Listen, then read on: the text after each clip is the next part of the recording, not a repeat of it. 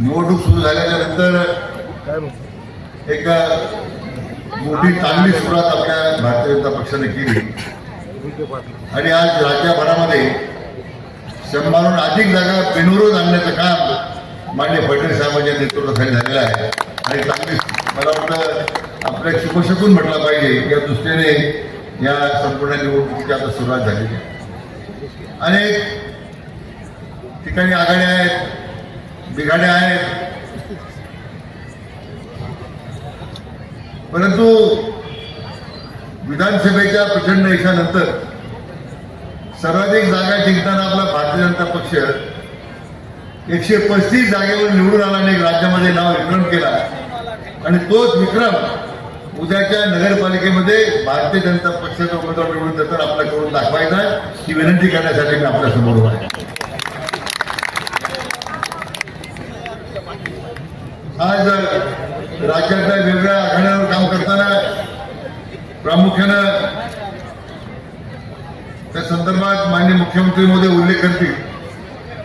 परंतु आपल्या अहिल्यानगर करता आता विशेष जे काम त्यांच्या माध्यमातून सुरू आहे ते म्हणजे आपल्या शिर्डी औद्योगिक वसाहतीमध्ये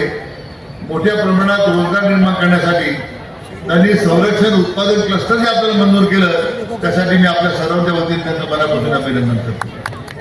2000च्या वर या शिर्डी औद्योगिक वसाहतीमध्ये तरुणांना रोजगार मिळणार. जे आता उल्लेख झाला पशुसंवर्धन खात्याच्या जागेचा, त्यावेळी मी पशुसंवर्धन मंत्री असताना सुद्धा ती औद्योगिक वसाहतीला जागा द्यावी अशा प्रकारचा आपण त्यावेळी निर्णय केला होता,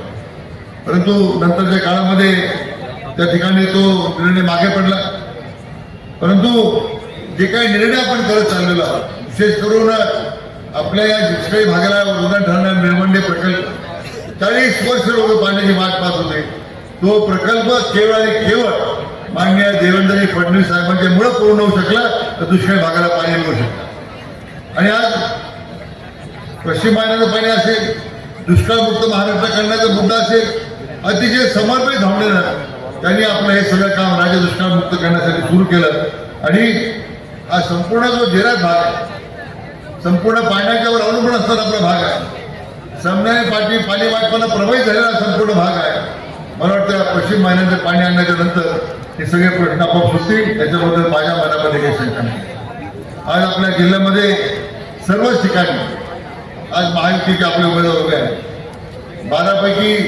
10 ठिकाणी भारतीय जनता पक्षाचे आपले नगराध्यक्ष पदाचे उमेदवार आहेत. 2 ठिकाणी आपल्या मित्र पक्षाचे उमेदवार उभे आहेत, ज्या ठिकाणी आपली महायुती आहे.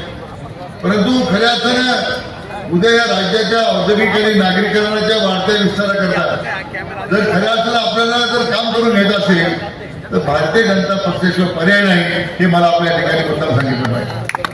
आणि म्हणून कोपरगावचे नगराध्यक्षपदी उमेदवार उभे आहेत, त्यासाठी बाकी राज्याच्या विषयी मी बोलणार नाही, त्याच्या संदर्भात ताईंनी उल्लेख केला, विवेक भाईंनी सगळे ठराव मंजूर केले. आता त्याबद्दल माननीय मुख्यमंत्री महोदय आधी भाष्य करतील, परंतु कोपरगावच्या या सगळ्या राजकारणाच्या धकाधकीमध्ये आज आपला जो उमेदवार आहे भारतीय जनता पक्षाचा आणि तो फक्त आणि फक्त माननीय संधानजी आहे, हे मी आपल्याला ठिकाणी सांगितलं. त्यामुळे आपण या संघामध्ये कुठल्या मनामध्ये शंका ठेवण्याचं कारण नाही आणि निवडणुका त्याच्या स्वतःच करणार आपण समोर गेलं पाहिजे. किंतु परंतु ठेवण्यामध्ये काय असेल, तुम्ही मला आका म्हणा, काही म्हणा, तुम्हाला हे सांगितलं पाहिजे. एकदा आकाच्या मनाचं झालं तर काय होऊ शकतं हे सुद्धा मी तुम्हाला सांगतो, करून दाखवू शकतो. त्यामुळं आपण आपल्या वक्तावर जरा नियंत्रण ठेवलं पाहिजे. कोणाला आका म्हणायचं, कोणाला काका म्हणायचं, कोणाला बाका म्हणायचं, हे वेगळा म्हणायचं पाहिजे. आपल्याला जर निवडणुकीत यश पाहिजे असेल तर आपण आपल्या मनावर संयम ठेवला पाहिजे आणि संयमानं यश मिळू शकतं. उताळेपणाला यश मिळत नाही, हे तुम्हाला सांगून टाकतो नंबर पण. आणि म्हणून या निवडणुकीमध्ये आम्हाला स्पष्ट आदेश आहे फडणवीस साहेबांचे आणि मी साहेब आपल्याला खात्री देऊ इच्छितो की कोपरगावचा नगराध्यक्ष हा भारतीय जनता पक्षाचा निवडून आमच्या भाषेला शंका ठेवण्याचं कारण नाही. अधिपती अधिकारी विचारायचं हरकत नाही, शांत स्वभावाचा सण तुमचं सगळं मी शांत माणूस तुम्हाला माहिती आहे की नाही माहिती तुम्हाला काय मला त्रास देत नाही काही नाही मला मला त्रास द्यायला आवडत नाही तुम्ही आमच्या भाजीला मी सांगू इच्छितो त्याला तर काही तुम्ही चिंता करू नका निवडणूक आपण जिंकणार आहोत काहीतरी आपल्या मनात शंका ठेवू नका निवडणूक जिंकण्यासाठीच आपण कोपरगावमध्ये आलेलो आहोत आणि आज साहेब या ठिकाणी आलेले आहेत त्यांना त्यांचा पुढे शब्द खाली पडेल त्यांचा अनादर होईल असं एक कोणतं काम आम्ही करणार नाही ती मी मान्य आपण सर्वांनी भारतीय जनता पक्षाचे आपले उमेदवार आणि सर्व नगरसेवकांना प्रचंड मताधिकारी निवडून द्यावं अशी विनंती करतो मनापासून धन्यवाद देतो थांबतो जय हिंद जय महाराष्ट्र आणि शेवटी सगळ्याच सांगतो या जिल्ह्यामध्ये सध्याच्या लोकांच्या मध्ये भीतीचं वातावरण बिबट्याचं 2,000वर बिबटे जिल्ह्यामध्ये आहे लोकांच्या मध्ये भीतीचं वातावरण आहे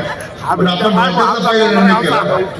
9 कोटी रुपये आपण डीटीडीसी मधून दिले 22 गाड्या आपण रेस्क्यू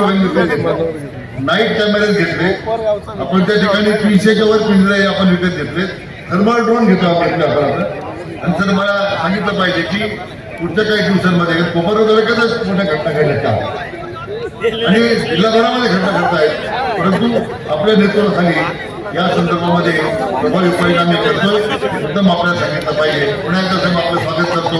आणि थांबतो जय हिंद जय महाराष्ट्र